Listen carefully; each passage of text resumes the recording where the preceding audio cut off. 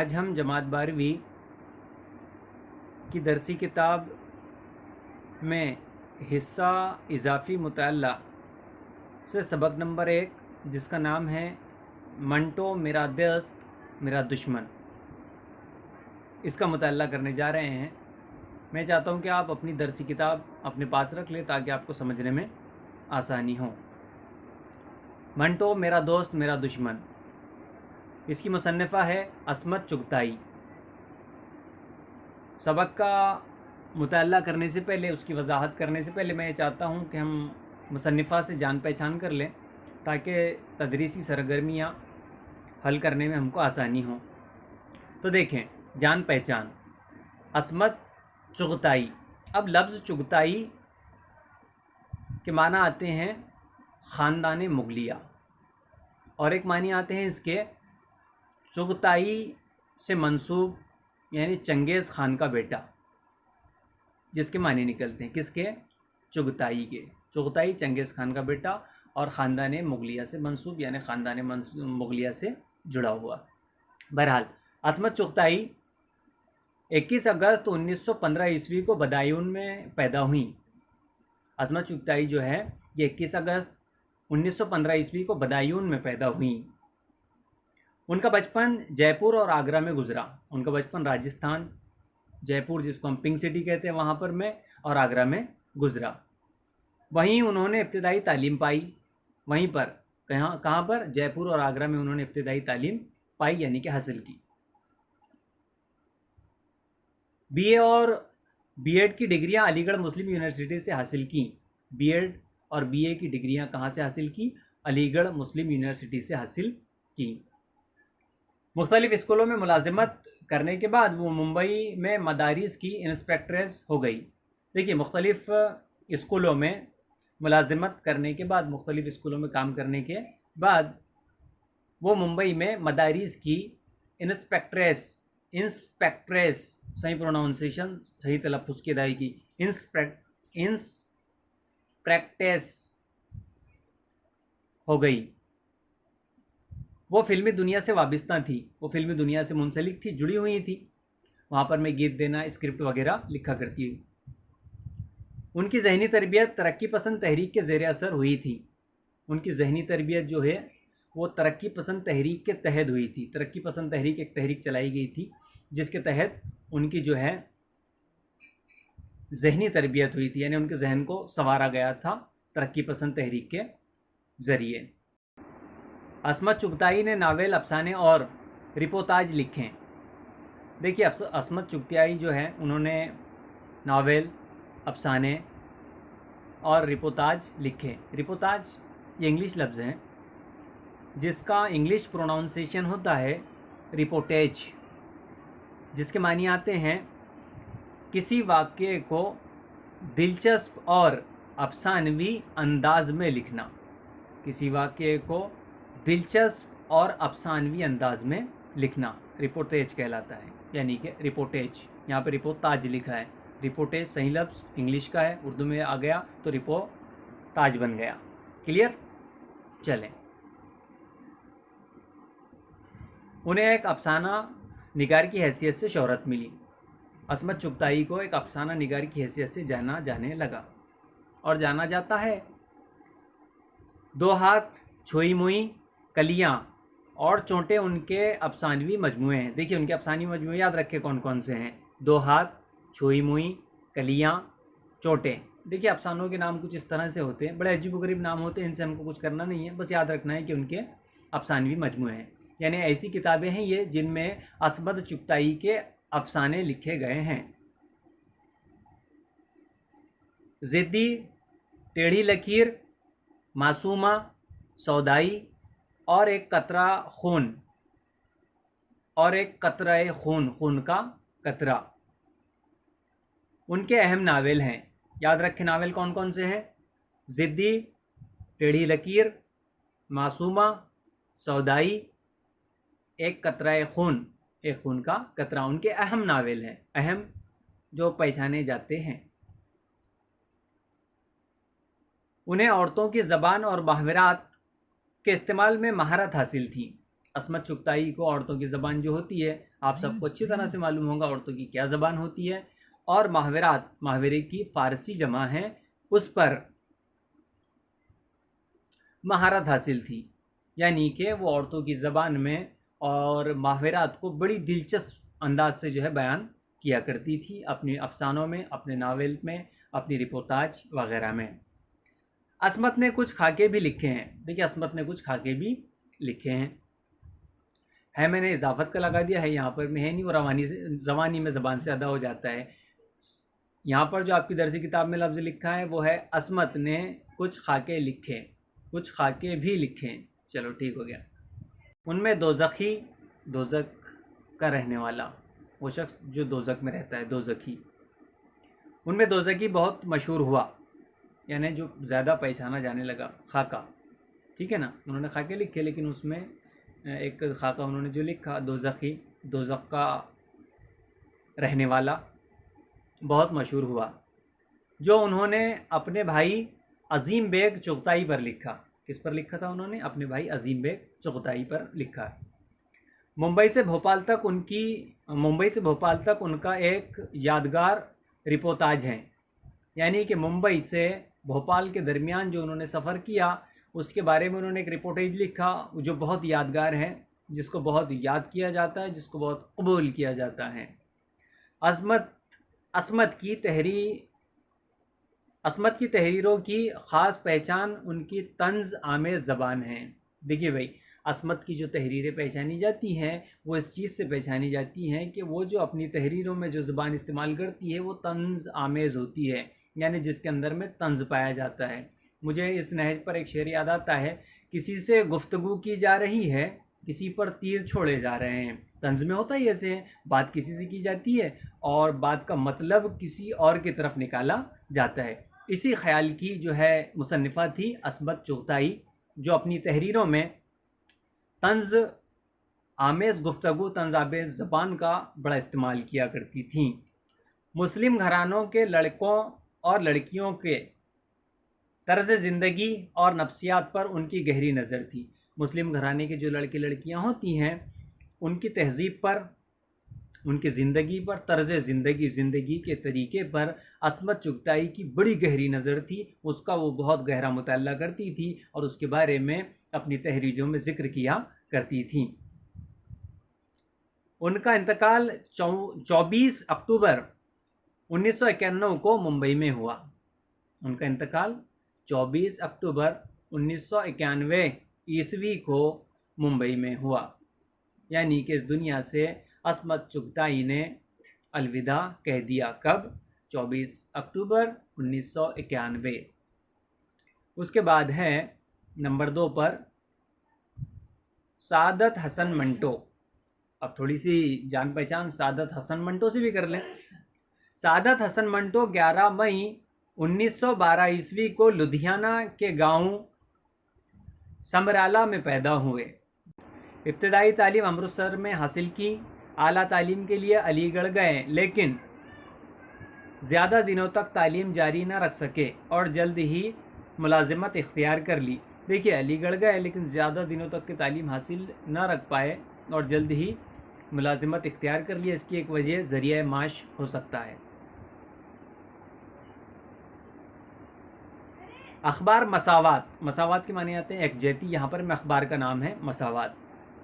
अखबार मसावात अमृतसर और हफ्त रोज़ा मुसव्विर मुंबई।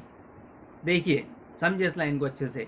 अखबार मसावात अमृतसर से निकलता था, अमृतसर में छपता था यानी कि, और हफ्ते रोज़ा मुसव्विर, हफ्ते में एक बार आने वाला अखबार कह लें इसको, जिसका नाम था मुसव्विर, जो मुंबई से निकाला जाता था, वगैरह में भी इदारात के फ़राइज़ अंजाम दिए। उन्होंने ऑल इंडिया रेडियो के लिए रेडियाई ड्रामे और फीचर भी लिखे। रेडियाई ड्रामे यानी ऐसे ड्रामे जो रेडियो पर नश्र किए जाते हैं, रेडियो से आवाम को सुनाए जाते हैं।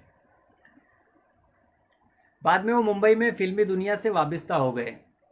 फिर सादत हसन मंटो फ़िल्मी दुनिया से मंसूब हो गए, फ़िल्मी दुनिया से जुड़ गए। तक़सीम वतन, वतन की तक़सीम, यानी कि 1947 सन 1947 तकसीम वतन के बाद उन्होंने लाहौर में सुकूनियत इख्तियार की, सुकूनियत रहना पसंद किया, वहीं रहने लगे। कहाँ पर में? लाहौर में। और 18 जनवरी 1955 ईस्वी को वहीं उनका इंतकाल हुआ।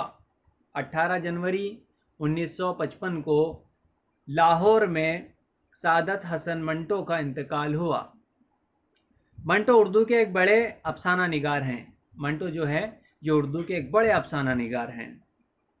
मौजू और तकनीक के एतबार से उनके अफसाने इम्तियाजी हैसियत रखते हैं। देखिए, इम्तियाजी हैसियत यानी जिससे फ़र्क वाज़े किया जा सकता है, उसमें उनके अफसानों में फ़र्क वाज़े किया जा सकता है। किस चीज़ को लेकर? मौजू और तकनीक।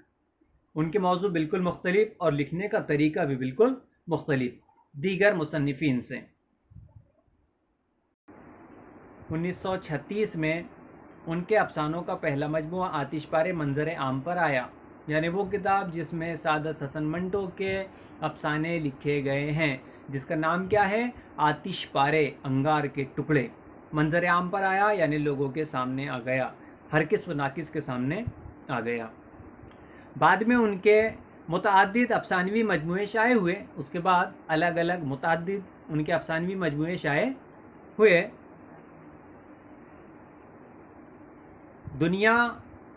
माजरत चाहता हूँ तहे दिल से। नया कानून, ठंडा गोश्त, एक अफसाने का नाम सुने। ये क्या चीज़ें हैं? नया कानून, ठंडा गोश्त, काली शलवार, टोबा टैग सिंह, टोबा टैग सिंह, मोज़िल और हेतक।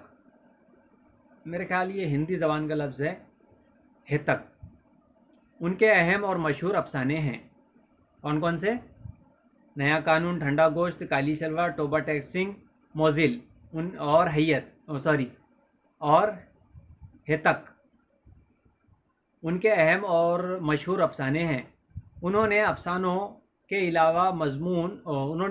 अलावा मज़ामीन, खाके और कई फ़िल्मों के स्क्रिप्ट भी लिखे हैं। फ़िल्मों की स्क्रिप्ट यानी फ़िल्म तैयार होने से पहले क्या क्या चीज़ें उसमें आएगी, किस तरह के जो है डायलॉग्स कहे जाएंगे, किसका रोल क्या होगा, वगैरह वगैरह उन्होंने लिखे हैं।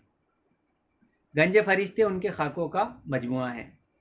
गंज फरिश्ते जो खाका निगारी उन्होंने की है, उस किताब में जिसमें खाका निगारी लिखी गई हैं उसका नाम है गंजे फरिश्ते, वो फरिश्ते जिनके सर पे बाल ना हो। बहरहाल यहाँ पर में हमारा जान पहचान वाला पोर्शन मुकम्मल हुआ। एडेल्फी चैम्बर की 24 सीढ़ियों पर चढ़ते हुए मुझे घबराहट सी हो रही थी। देखिए, अस्मत चुगताई जब सादत हसन मंटो से मिलने जा रही थी तो एडेल्फी चैम्बर की 24 सीढ़ियों पर चढ़ते हुए मुझे घबराहट सी हो रही थी। तो जब वो मंटो से मिलने जा रही थी तो उनके घर की जो एडेल्फी चैम्बर की 24 सीढ़ियाँ थी, 24 सीढ़ियाँ यानी लकड़ी से बनाई गई सीढ़ियाँ जो थी, उस पर चढ़ते हुए अस्मत चुगताई को घबराहट सी हो रही थी। जाहिर सी बात है, अगर कोई हम नए शख्स से मिलने जाएं और हम बहुत उसका एहतराम भी करते हो तो जाहिर सी बात है कि हमको घबराहट सी होना ही होना है। उसी तरह का हाल यहाँ पर में अस्मत चुगताई का हो रहा था। 24 याद रखें, 24 सीढ़ियाँ जो थी वो लकड़ी की बनाई गई सीढ़ी, लकड़ी की सीढ़ियाँ, स्टेप्स। जैसे किसी इम्तिहान के हाल में दाखिल होने से पहले हुआ करती थी। अब देखिए, जब कभी हम किसी इम्तिहान के हॉल में जाते हैं तो फितरी बात है कि इंसान को वहाँ पर जाने से पहले थोड़ी सी घबराहट होती है। उसी तरह का हाल जो है यहाँ पर में अस्मत चुगताई का हो रहा था कि सादत हसन मंटो से मिलने से पहले जो है उनको घबराहट सी हो रही थी। मुझे वैसे ही नए आदमियों से मिलते घबराहट हुआ करती थी। अस्मत चुगताई कहती हैं कि मुझे वैसे भी नए आदमियों से मिलने में घबराहट होती। किसी किसी को साइकोलॉजी, किसी किसी की नफ्सियात ऐसी होती है कि उसको नए लोगों से मिलने में घबराहट होती है। उसी तरह का आलम यहाँ पर में अस्मत चुगताई का हो रहा था। लेकिन यहाँ तो वो नया आदमी मंटो था, लेकिन यहाँ वो आदमी कौन सा था? मंटो। उसको वैसे भी नए आदमियों से मिलने में घबराहट होती थी, लेकिन यहाँ वो नया आदमी कौन था? मंटो था। जिससे पहली बार मिलने जा रही थी। देखिए, पहली बार मिलने जा रही है अस्मत चुगताई किससे? सादत हसन मंटो से। तो सीधी सी बात है कि उनको घबराहट होनी ही होनी थी। मेरी घबराहट वहशत की हदों को छूने लगी। देखिए, अब उनकी घबराहट जो है वहशत की हदों को छूने लगी, यानी वो बुरी तरह से डर रही थी सादत हसन मंटो से मिलने को। वहशत की हदों को छूना यानी हद से ज़्यादा जो है उनको खौफ आ रहा था, डर लग रहा था। मैंने शाहिद से कहा, चलो वापस चलें, शायद मंटो घर पर ना हो। देखिए, चलो से हो तक इन्वर्टेड कॉमास लगे हैं, और जब कभी अदब में इन्वर्टेड कॉमास लगाए जाते हैं उसका मतलब ये होता है कि किसी के जुमले जू के तू कहे गए हैं, यानी कि यहाँ पर मैं अस्मत चुगताई के जुमले जू के तू लिखे गए हैं। चलो घर पर चलें। देखिए, हमने भी किसी से मिलना है ना, कॉलेज के प्रिंसिपल से मिलना है, हम उनकी इज़्ज़त व एहतराम करते तो हमको भी घबराहट थोड़ी सी होती है। तो हम बोलते कल मिल लेंगे ना, परसों मिल लेंगे, आज नहीं मिलते ना, थोड़ा सा काम है ना, वो शायद नहीं होंगे। ऐसा ख़ुद से ही हम जो है कयास आराई करते हैं और उनसे मिलने को जो है हम बचते रहते हैं कि शायद उनसे मुलाकात ना हो और ये मामला ऐसे ही आगे चलता चला जाए। मगर शाहिद ने मेरी उम्मीदों पर पानी फेर दिया। देखिए, जो उनके साथ शाहिद हैं उन्होंने उनकी उम्मीदों पर पानी फेर दिया। उम्मीद कहते हैं आरज़ू, ख्वाहिश, है ना, तवक्को, आस, ये होती है उम्मीद। अब क्या है, मेरी उम्मीदों पर पानी फेर दिया। यहाँ पर पानी फेर देना जिसके माने आते हैं काम ख़राब कर देना, यानी जो उम्मीदें लगा रही थी अस्मत चुगताई, क्या वो घर पर नहीं होंगे, बाद में मुलाकात कर लेंगे, सो एंड सो। तो यहाँ पर शाहिद ने उनकी उम्मीदों पर पानी फेर दिया, यानी कि उनका काम ख़राब कर दिया। कैसे? वो शाम को घर ही पर रहता है। कौन? सादत हसन मंटो। वो शाम को घर ही पर रहता है। देखिए, यहाँ पर भी वो से लेकर है तक कर इन्वर्टेड कॉमास लगे हैं, यानी ये शाहिद की जो कि तो कही हुई बात है। अब देखिए, एक लफ्ज़ है यहाँ पर में, वो शाम को घर ही, यहाँ पर में ही जब लगाया जाता है किसी जुमले में तो अपनी बात पर ज़्यादा जोर देने के लिए लगाया जाता है। वो शाम को घर ही पर होता है। एक जुमला होता है कि वो शाम को घर पर होता है, और दूसरा जुमला वो शाम को घर ही पर होता है, यानी उसके अलावा और कहीं नहीं होता। मैं खाना शाम को खाता हूँ, ठीक है, सीधी सी बात है, सभी खाते हैं। मैं खाना शाम ही को खाता हूँ, बस मैं शाम ही को खाता हूँ, यानी सुबह वुबह नहीं खाते हैं। आगे बात समझ में? चला आगे देखते हैं। ये लीजिए मरे पर 100 दुर्रे। देखिए, एक ज़रबिल मसला है जो उस मौके पर कही जाती है जब कोई शख्स मुसीबत में हो और उसके बाद उस पर और एक मुसीबत आ जाए, उस वक्त में से कहा जाता है मरे पर 100 दुर्रे, यानी पहले तो मरा हुआ है और उस पर 100 दुर्रे लगाए जा रहे हैं, यानी एक तो मुसीबत में पहले गिरफ्तार है, उसके बाद दूसरी मुसीबत आ जाए। पहले तो वो डर रही है अस्मत चुगताई मंटो से मिलने, और उसके बाद वो कहता है कि वो शाम को घर ही पर रहता है, यानी कि बात वाज़ेह हो गई, पक्की हो गई कि अब मंटो से मिलना ही मिलना है। उस लिहाज से कहा गया कि मरे पर 100 दुर्रे। दुर्रा कहते हैं चाबुक को, वो चाबुक जिससे मारा जाता है, कोड़ला बोलते हैं उसको, 100 कोड़ले लगाए जाएं। मगर मैंने जी कड़ा कर लिया, मगर मैंने क्या कर लिया? जी को कड़ा कर लिया, मजबूत कर लिया, सख्त कर लिया। ऐसा भी सोचा, फिर वो सोच रहे, ख़ुद को दिलासे दे रही हैं अस्मत चुगताई, जी को मजबूत कर लिया और फिर सोचने लगी मुझे खा तो नहीं जाएगा। वो ताज्जुब से कहा, इंसानी है, मुलाकात कर लेते हैं, खा तो नहीं जाएगा। अब वो ख़ुद को दिलासे दे रही हैं, होने दो जो उसकी ज़बान की नोक पर डंक है, होने दो, अगर उसकी ज़बान की नोक पर डंक है, यानी वो कड़वा बोलता है तो बोलने दो, कोई इससे दिक्कत नहीं है, कोई परेशानी नहीं है। मैं बुलबुला तो हूँ नहीं, बुलबुला आबला पानी का, है ना, मैं बुलबुला तो हूँ नहीं, जो फूंक मारी तो बैठ जाऊंगी। देखो, मैं बुलबुला तो हूँ नहीं, जो फूंक मारी तो बैठ जाऊंगी, यानी फूंक मारे और बुलबुला फूट जाता है ना, ऐसा पानी का जो बुलबुला फूंक मारे तो फूट जाता है, उसका कोई वजूद बाकी नहीं रहता। उसके बाद देखिए आप, चरचराती गर्दालूद सीढ़ियाँ तय करके हम मंजिल पर पहुँचे। अब चरचराती यानी कि लकड़ी के टूटने की आवाज़ होती है, चरचराना लकड़ी के टूटने की आवाज़। अब सीधी सी बात है, ये दौरे कदीम की बात हो रही होगी, पुराने ज़माने की है ना, हमारे से जो पीछे जा चुका है उस ज़माने की। तो सीढ़ियाँ चरचरा रही होगी वो, क्योंकि किस चीज़ की बनी है सीढ़ियाँ? चौबे की है, लकड़ी की सीढ़ियाँ हैं। चरचरे गर्द आलूद यानी गर्द में लिपटी, जिसके ऊपर में गर्द ही गर्द हो, धूल ही धूल हो, और उछलने से आवाज़ कर रही हैं। चरचराती गर्द आलूद सीढ़ियाँ तय करके, यानी कि सीढ़ियों को चलकर हम मंजिल पर पहुँचे। मंजिल सादत हसन मंटो का मकान। फ्लैट का दरवाज़ा नीम हुआ था। फ्लैट का दरवाज़ा कैसा था? नीम हुआ था, यानी आधा खुला था आधा बंद था। नीम हुआ के माने आते हैं आधा खुला आधा बंद। ड्राइंग रूम नुमा कमरे में एक कोने में सोफ़ा सेट था। ड्राइंग रूम नुमा कमरा, और ड्राइंग रूम नहीं, ड्राइंग रूम नुमा यानी कि रूम के जैसा, ड्राइंग रूम के जैसा एक कमरा। कमरे में एक कोने में, ड्राइंग रूम नुमा कमरे में एक कोने में सोफ़ा सेट था। दूसरी तरफ एक बड़ा सा सफ़ेद और साफ़ पलंग पड़ा था। दूसरी तरफ एक बड़ा सा सफ़ेद साफ़ पलंग पड़ा हुआ था, रखा हुआ था। देखिए, खिड़की से मिली हुई एक लदी बंदी बड़ी मेज़ के सामने एक बड़ी सी कुर्सी में एक बारीक मकोड़े की शक्ल का इंसान उकड़ू बैठा हुआ था। सादत हसन मंटो के कमरे में खिड़की थी, खिड़की की बाजू एक मेज़ थी, वहाँ पर में वो बैठे हुए थे। मकोड़े की शक्ल का इंसान बैठा हुआ था। कैसा मकोड़ा नज़र आ रहा था वो? कौन भाई? मंटो। उकड़ू बैठे हुए थे ऐसे। हाँ, आइए आइए। बड़ी खंदा पेशानी से मंटो खड़ा हो गया। इज़्ज़त व एहतराम के साथ मंटो खड़ा हुआ। आइए आइए, इस्तकबाल करने लगा उनका। खंदा पेशानी, एहतराम, इज़्ज़त, तौक़ीर। खंदा पेशानी से मंटो खड़ा हो गया। मंटो हमेशा कुर्सी पर उखड़ू बैठा करता था। मंटो हमेशा क्या करता था? कुर्सी पर हमेशा कैसे बैठता था? ऐसे उखड़ू,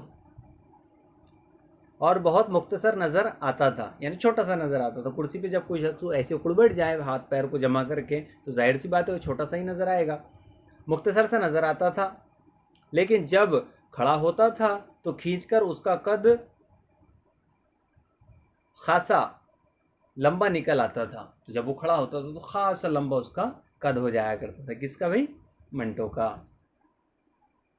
और बाज़ वक्त कभी कभार जब मंटो यूं रेंग कर खड़ा होता था तो बड़ा जहरीला मालूम होता था। एक आध बार कभी वो मंटो जो है खड़ा हो जाता था रेंग कर, तो ऐसा लगता था बड़ा जहरीला मालूम होता था। उसके जिस्म पर खदर का कुर्ता पाजामा और जवाहर कट सदरी थी। देखिए, उसके जिस्म पर क्या था? खदर, हाथ से बुना जाता है कपड़ा। ये मोटा मोटा कपड़ा होता है, हाथ से बुना गया, जिसमें कहीं कहीं खल होते हैं, स्पेस जगह जगह होते हैं उसमें, क्योंकि हाथ से बुना जाता है मोटा सा कपड़ा। खदर, जिस्म पर खदर का कुर्ता पजामा, उसी का कुर्ता और उसी का पाजामा। देखिए, पा कहते हैं पैर को, जामा कहते हैं कपड़े को, पैर का कपड़ा पाजामा।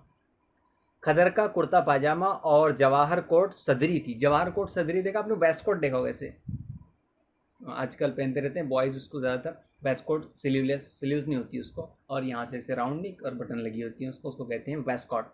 तो स्पेशल उसको किस नाम से जाना जाता है भाई? जवाहर कोट सदरी, यानी जवाहर नेहरू जो है उसको पहना करते थे गालिबन। अरे मैं समझता था आप निहायती काली, दुबली, सूखी, मरियल सी होगी। उसने दांत निकाल कर हंसते हुए कहा। किसने? जब वो घर पर आए तो सादत हसन मंटो ने कहा कि अरे मैं समझता था आप निहायती काली, दुबली, सूखी, मरियल सी होगी। दांत निकाल कर किसने कहा? ये हंसते हुए कहा, यानी कि मंटो ने। और मैं समझती थी आप निहायती दबंग किस्म के, चंघाड़ते हुए पंजाबी होंगे। दबंग किस्म के, रौबदार, मरूब, हट्टे कट्टे, लहीम शहीम, और चंघाड़ते हुए पंजाबी, जिसकी हाइट का दुकामत ज़्यादा होगा। जबकि दोनों एक दूसरे के कैसे हैं?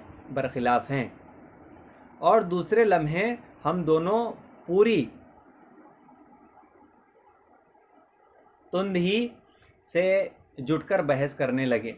और दूसरे लम्हे, यह बातें होने के बाद दूसरे लम्हे ही दोनों एक दूसरे से पूरी तुंदी, होश बश होश बाश में, पूरे पूरे होश हवास में तुंदी से जुटकर बहस करने लगे, बहस बातचीत करने लगे। 2-3 बार बात उलझ गई, लेकिन ज़रा सा तकल्लुफ़ बाकी था। 2-3 बार क्या हुआ कि बात उनकी उलझ गई, झगड़ों पर आ गई। कुल मिलाकर ये एक दूसरे से झगड़े करने लगे, लेकिन तकल्लुफ़ बाकी था, दोनों एक दूसरे का एहतराम कर रहे थे। लिहाजा दूसरी मुलाकात के लिए उठा रखी, वो जो थोड़ा सा तकल्लुफ़ बाकी था वो दूसरी मुलाकात के लिए उठा रखी अस्मत चुगताई ने। कई घंटे हमारे जबड़े मशीनों की तरह मुख्तलिफ मौजू पर जुमले कतरते रहें। देखिए कई घंटे उनके जबड़े यानी एक दूसरे से बातें करते रहे, मशीनों की तरह मुख्तलिफ मौजू पर, अलग अलग मज़ामीन पर, मौजू पर उनके जबड़े कतरते रहे, यानी बातें चीतें उनकी होती रही। और मैंने जल्दी ही मालूम किया कि मेरी तरह मंटो भी बात काटने का आदी है। और वहाँ पर अस्मत चुगताई ने जल्द ही मालूम कर लिया कि उनकी तरह मंटो भी बात काटने का आदी है। आपने देखा होगा कि आपके फ्रेंड सर्कल में कुछ लोग होंगे ऐसे कि बात करते करते बीच में बोल देते हैं, बात को पूरी सुनते नहीं हैं और अपनी बात बीच में रख देते हैं, सामने रख देते हैं। उसको कहते हैं बात काटना। तो यहाँ पर मैं अस्मत चुगताई भी बात काटने की आदी और उनको मंटो भी मिल गए बात काटने के आदि, दोनों एक दूसरे की बात काट रहे थे वहाँ पर। मैं आदि पूरी बात सुनने से पहले ही बोल उठता। बंटो यहाँ पर पूरी बात सुनते नहीं अस्मत चुगताई की और बोल उठते, बीच में बातें कर लेते। और जो रहा सहा तकल्लुफ़ था, जो रहा सहा एक दूसरे का एहतराम था, वो भी गायब हो गया। बातों ने बहस और बहस ने बाकायदा नोक झोंक की सूरत इख्तियार कर ली और सिर्फ चंद घंटों की जान पहचान के बलबूते पर, यानी चंद घंटों की जान पहचान की बुनियाद पर, बलबूते पर हमने एक दूसरे को निहायती अदबी किस्म के लफ्ज़ों में अहमक, झक्की और कंज बहस कह डाला। देखिए थोड़ी सी मुख्तसर सी बातचीत के अंदर में दोनों ने एक दूसरे को क्या कह दिया, अहमक कह दिया। कौन से लफ्ज़ों में? अदबी लफ्ज़ों में, जिसमें अदब भी हो रहा था और मानी उसका जो निकल रहा था, मफ़हूम उसका जो वाज़े हो रहा था, वो अहमक, बेवकूफ़, यानी दोनों ने एक दूसरे को बेवकूफ़ कह दिया।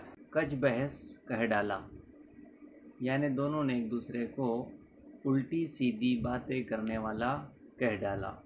बहरहाल वक्त बहुत ज़्यादा हो रहा है, इसके बाद वाला पोर्शन मैं अगली वीडियो में इंशाल्लाह देखता हूँ। उम्मीद करता हूँ कि ये आपको पसंद आएगा। अगर इसमें कुछ मुझसे ख़ामी रह जाए तो उसको माफ़ कर दें आप बराए करम, क्योंकि इंसान है, human is the bundle of mistake. इंसान ख़ता का पुतला है, गलतियाँ हो सकती है उससे, हो सकता है मुझसे भी हो गई हो कुछ। आइंदा लेक्चर में मैं इंशाल्लाह इसको पूरा कंप्लीट कर दूंगा और आप तक पहुंचा दूंगा। आपको ये कैसा लगा मुझे कमेंट सेक्शन में बिल्कुल बताएं और इसी के साथ मुझे दीजिए इजाज़त। फिर मिलते हैं नेक्स्ट वीडियो में। वस्सलाम।